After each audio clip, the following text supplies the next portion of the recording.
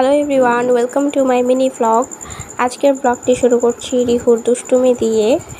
রিহু এখন হাঁটতে শিখে গেছে, আর রিহু এখন হাতের কাছে যা পায় সেটি নিয়ে খেলা শুরু করে দেয়। রান্নাঘর থেকে ঝুড়িগুলো এনে এগুলোকে ছুঁড়ছে।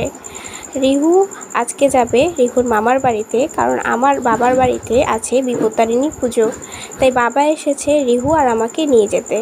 তো আমরা তৈরি হয়ে চলে এসেছি স্টেশনে। আমাদের ট্রেন ছিল দুপুর 2টোয়। তো আমরা খাওয়া দাওয়া করে বেরিয়ে গেছি।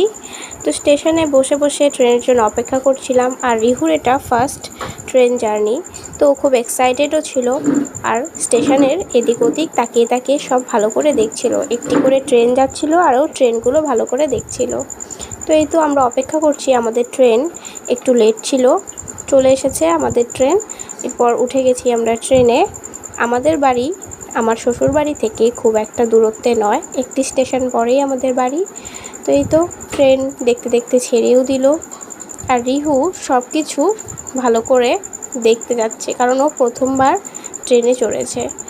আর এই তো চলে এসেছি আমি আমার বাবার বাড়িতে। আর রিহুর দিদুনকে পেয়ে খুশি। মা এখানে রিহুকে একটু খাইয়ে ঘুম পাড়িয়ে দিচ্ছিল।